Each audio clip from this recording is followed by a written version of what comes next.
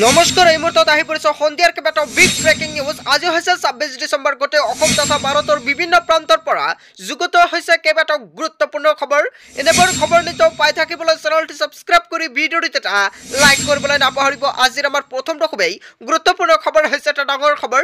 হয় বন্ধুসকল, বনবাস খাবলৈ যোৱা বাছ দুৰ্ঘটনাগ্ৰস্ত এই মুহূৰ্তত অসমবাসী ৰাইজক জনাইছে এটা ভয়ংকৰ খবৰ, কিয়নো ভয়ংকৰ বাছ দুৰ্ঘটনা সংঘটিত হৈছে। বাছ আৰু চাৰিচকীয়া বাহনৰ মাজত মুখামুখি সংঘৰ্ষৰ সৃষ্টি হৈছে। বনবাস লৈ ৭০ গৰাকী ছাত্ৰ ছাত্ৰী কঢ়িয়াই নিছিল বাছখনে। লগতে ধুমাৰ পাথৰৰ নৱোদয় জাতীয় বিদ্যালয়ৰ পৰা গৈছিল বনবাস লৈ আৰু বঙাইগাঁও জিলাৰ কয়াগুছিত অভিমুখী আছিল বাছখন আৰু চাৰিচকীয়া বাহনখনৰ চালকজনৰ মৃত্যু খবৰ পোৱা গৈছে।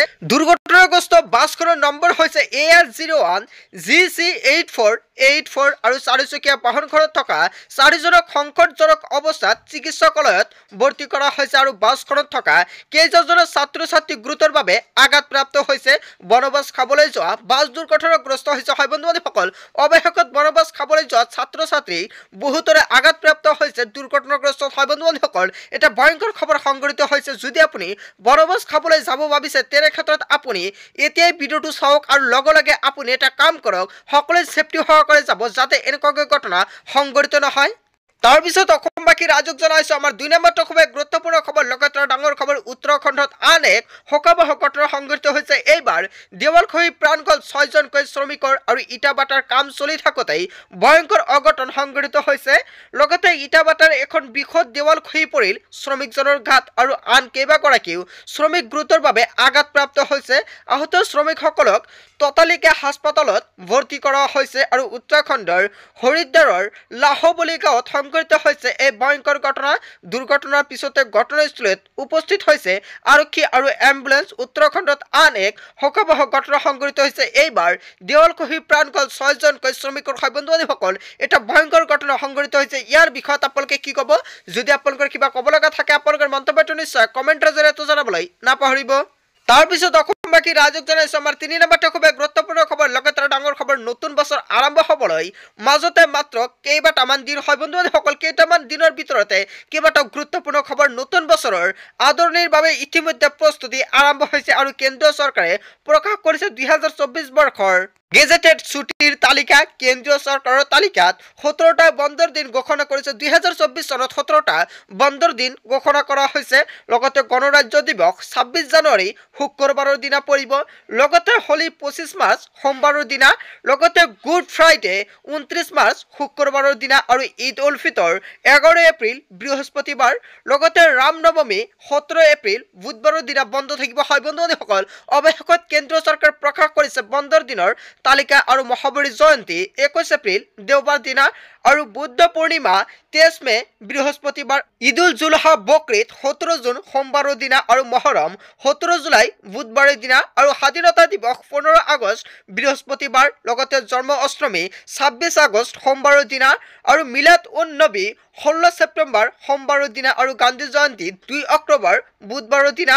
লগতে দহৰা ১২ অক্টোবৰ শনিবাৰৰ দিনা, দীপাৱলী ৩১ অক্টোবৰ বৃহস্পতিবাৰ, গুৰু নানকৰ জন্মদিন ১৫ নৱেম্বৰ শুক্ৰবাৰৰ দিনা, খ্ৰীষ্টমাছ ২৫ ডিচেম্বৰ বুধবাৰৰ দিনা। নতুন বছৰ আৰম্ভ হ'বলৈ মাজত মাত্ৰ কেইবাটামান দিন। হয় বন্ধুসকল, কেইটামান দিনৰ আগতে এখন নতুনকৈ প্ৰকাশ কৰা হৈছে ২০২৪ বৰ্ষৰ বন্ধৰ তালিকা। লগতে আন এটা ডাঙৰ খবৰ এই মুহূৰ্তত অসমবাসী ৰাইজক জনাইছো আন এটা বিগ ব্ৰেকিং নিউজ, কিয়নো বক্ৰপাতৰে চাকৰি লোৱা ৰাজপত্ৰিত এইবাৰ বিষয়াক জেৰা অব্যাহত। এই মুহূৰ্তত অসমবাসী ৰাইজক জনাইছো বিগ ব্ৰেকিং নিউজ, কিয়নো আজি পুনৰ CIDৰ কাৰ্যালয়ত হাজিৰ ২ বিষয়া আৰু কৰ অধীক্ষক জয়ন্ত দলে আৰু প্ৰিয়ংকা ডেকাক হাজিৰ, কিয়নো দুয়োজনৰ বিৰুদ্ধে পৰীক্ষাত নম্বৰ বৃদ্ধি কৰাৰ অভিযোগ উত্থাপিত হৈছে। ইংৰাজীত জয়ন্ত দলে লাভ কৰিছিল ৭১ নম্বৰ আৰু ইয়াৰ পৰিৱৰ্তে ১৭১ নম্বৰলৈকে বৃদ্ধি কৰি লোৱাৰ অভিযোগ উত্থাপিত হৈছে।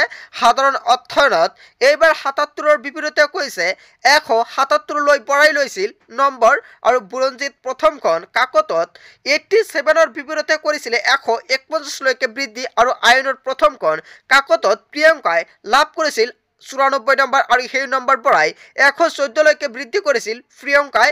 লগতে আইনৰ দ্বিতীয়খন পেপাৰত ৬২ৰ বিপৰীতে কৰিছিল ১০২লৈকে বৃদ্ধি আৰু সমাজত্বত লাভ কৰিছিল ৯৩ৰ পৰিৱৰ্তে ১২৩লৈকে বৃদ্ধি কৰিছিল নম্বৰ আৰু ৰাকেশ পালৰ আমলত এইবাৰ নিযুক্তি পাইছিল 2জন লোকে আৰু আন 2 ৰাজপত্ৰিত বিষয়লৈ SITৰ জাননী প্ৰদান কৰিছে 29 ডিচেম্বৰত CIDৰ কাৰ্যালয়ত হাজিৰ হোৱাৰ নিৰ্দেশ জাৰি কৰিছে লগতে নিয়োগ বিষয়া গীতাৰ্থ হাজিৰ হ'ব লাগিব CIDৰ ওচৰত আৰু ACSৰ হিতেশ মজুমদাৰলৈ জাননী SITৰ আৰু বক্ৰপথৰে চাকৰি লোৱা ৰাজপত্ৰিত বিষয়লৈ এইবাৰ জেৰা অব্যাহত হয় বন্ধুসকল এটা গুৰুত্বপূৰ্ণ খবৰ লগতে ডাঙৰ খবৰ মুকলি আহিছে ইয়াৰ বিষয়ত আপোনালোকে কি ক'ব যদি আপোনালোকৰ কিবা মন্তব্য কৰিব লগা থাকে আপোনালোকৰ মন্তব্যটো নিশ্চয় কমেন্টৰ জৰিয়তে জনাবলৈ নাপাহৰিব তাৰ পিছত অসমবাসী ৰাজুক জনাইছো আমাৰ 4 নম্বৰটো খুব গুৰুত্বপূৰ্ণ খবৰ লগতে ডাঙৰ খবৰ প্ৰথমবাৰৰ বাবে পাকিস্তানৰ নিৰ্বাচনত প্ৰতিদ্বন্দ্বিতা কৰিব হিন্দু মহিলাই মোৰ অসমবাসী ৰাজুক জনাইছো বিগ ব্ৰেকিং নিউজ 2024ৰ 8 ফেব্ৰুৱাৰীত পাকিস্তানত হ'ব নেশ্যনেল এছেম্বলিৰ নিৰ্বাচন আৰু নিৰ্বাচনত প্ৰতিদ্বন্দ্বিতাৰ বাবে এইবাৰ মনোনয়ন পত্ৰ দাখিল হিন্দু মহিলাগৰাকীৰ হয় বন্ধুসকল অৱশেষত মনোনয়ন পত্ৰ দাখিল কৰিব হিন্দু মহিলাগৰাকী আৰু পাকিস্তান পিপলছ পাৰ্টিৰ সৈতে প্ৰতিদ্বন্দ্বিতা আগবঢ়াব ছবিৰা প্ৰকাশে আৰু ছবিৰা প্ৰকাশ পেছাত এগৰাকী চিকিৎসক খাইবাৰ পাখতুনখোৱাৰ বুনেৰৰ পৰা প্ৰতিদ্বন্দ্বিতা আগবঢ়াব ছবিৰা প্ৰকাশে আৰু দুখীয়া দৰিদ্ৰ আৰু মহিলাৰ অধিকাৰৰ বাবে কাম কৰাৰ ইচ্ছা ছবিৰা প্ৰকাশৰ আৰু প্ৰথমবাৰৰ বাবে পাকিস্তানৰ নিৰ্বাচনত প্ৰতিদ্বন্দ্বিতা হিন্দু মহিলাৰ হয় বন্ধুসকল এটা গুৰুত্বপূৰ্ণ খবৰ লগতে ডাঙৰ খবৰ মুকলি হৈছে ইয়াৰ বিষয়ত আপোনালোকে কি ক'ব তাৰ পিছত অসমবাসী ৰাজুক জনাইছো আমাৰ 5 নম্বৰটো খুব গুৰুত্বপূৰ্ণ খবৰ লগতে ডাঙৰ খবৰ ৰাজ্যৰ 27খন জিলাৰ বাবে আহিছে বতৰ বিজ্ঞান কেন্দ্ৰ সতৰ্কবাণী মোৰ অসমবাসী ৰাজুক জনাইছো বিগ ব্ৰেকিং নিউজ কিয়নো নৱবৰ্ষ উদযাপনত বতৰে দিব পাৰে বাধা কিয়নো কোন প্ৰান্তত নামিব প্ৰচণ্ড শীত আৰু কোন প্ৰান্তত হ'ব প্ৰচণ্ড বৰষুণ ঠায়ে ঠায়ে পাব ঘন কুঁৱলী ধুবুৰী দক্ষিণ হালমাৰা কোকৰাঝাৰ গোৱালপাৰাত লগতে চাওক বৰপেটা বঙাইগাঁও নলবাৰী কামৰূপ মেট্ৰৰ দৰং ওদালগুৰি মৰিগাঁও নগাঁও হোজাই পশ্চিম কাৰ্বি আংলং গোলাঘাট শোণিতপুৰ আৰু যোৰহাট মাজুলী শিৱসাগৰ চৰাইদেউ আৰু ডিব্ৰুগড় তিনিচুকীয়া ডিমা হাছাও হাইলাকান্দি কাছাৰ কৰিমগঞ্জ এইকেইখন জিলাৰ বাবে আহিছে সতৰ্কবাণী ৰাজ্যৰ 27খন জিলাৰ বাবে আহিছে বতৰ বিজ্ঞান কেন্দ্ৰৰ সতৰ্কবাণী হয় বন্ধুসকল ইয়াৰ বিষয়ত আপোনালোকে কি ক'ব যদি আপোনালোকৰ অঞ্চলত এনেকুৱাকৈ কোন ধৰণৰ প্ৰভাৱ পৰিছে তেনে ক্ষেত্ৰত নিশ্চয় আপুনি কমেন্টৰ জৰিয়তে জনাবলৈ নাপাহৰিব তাৰ পিছত অসমবাসী ৰাজুক জনাইছো আমাৰ 6 নম্বৰটো খুব গুৰুত্বপূৰ্ণ খবৰ লগতে ডাঙৰ খবৰ নাৰী শক্তি সেভিংছ একাউণ্টৰ জৰিয়তে এইবাৰ লাভান্বিত হ'ব দেশৰ মহিলাসকলৰ বাবে এইবাৰ আন এটা গুৰুত্বপূৰ্ণ খবৰ কিয়নো দেশৰ মহিলাক স্বাৱলম্বী কৰিবলৈ এই বিশেষ পদক্ষেপ হাতত লৈছে চৰকাৰে আৰু মহিলাসকলে ঋণৰ পৰা আৰম্ভ কৰি স্বাস্থ্য সেৱালৈকে সুবিধা লাভ কৰিব নাৰী শক্তি সেভিংছ একাউণ্ট খুলিবলৈ মহিলাৰ 18 বছৰ বয়স হ'ব লাগিব নাৰী শক্তি সেভিংছ একাউণ্টৰে কেইবাটাও সুবিধা লাভ কৰিব মহিলাসকলে মহিলাৰ সুৰক্ষা আৰু নিৰাপত্তাৰ ক্ষেত্ৰত সহায় কৰিব নাৰী শক্তি সেভিংছ একাউণ্টে আৰু কোটি টকাৰ দুৰ্ঘটনা বীমাও লাভ কৰিব এই একাউণ্টৰ জৰিয়তে মহিলাসকলে ঋণৰ সুবিধাও লাভ কৰিব অতি সহজতে আৰু ৰিহাৰ মূল্যৰে মহিলাসকলে লাভ কৰিব স্বাস্থ্য বীমা আৰু মোবাইল ফোনতে আপুনি খুলিব পাৰিব নাৰী শক্তি সেভিংছ একাউণ্ট আৰু বায়ৰ 5132টা শাখাত আপুনি লাভ কৰিব এই সুবিধা নাৰী শক্তি সেভিংছ একাউণ্টত লাভ কৰা হ'ব এই দেশৰ মহিলাসকলৰ হয় বন্ধুসকল মহিলাসকলৰ বাবে এটা গুৰুত্বপূৰ্ণ পন্থা হাতত লৈছে চৰকাৰে বন্ধুসকল চৰকাৰে যিটো পন্থা হাতত লৈছে মহিলাসকলৰ বাবে ইয়াৰ বিষয়ত আপোনালোকে কি ক'ব যদি আপোনালোকৰ কিবা মন্তব্য কৰিব লগা থাকে আপোনালোকৰ মন্তব্যটো নিশ্চয় কমেন্টৰ জৰিয়তে জনাবলৈ নাপাহৰিব সো বন্ধুসকলে যে মূল ভিডিঅ'খনত আপোনালোকক কিখিনি সৰু এটা ইনফৰমেশ্যন দিবলগীয়া আছিলে ভিডিঅ'টি ভাল লাগিলে লাইক কমেন্ট শ্বেয়াৰ কৰিব আৰু যদি এতিয়ালৈকে চেনেলটি সাবস্ক্ৰাইব কৰা তেন্তে এনেকুৱা নতুন ইনফৰমেটিভ তথা হেল্পফুল ভিডিঅ' পাবলৈ হ'লে চেনেলটি সাবস্ক্ৰাইব কৰিবলৈ নাপাহৰিব so thank you for watching full video'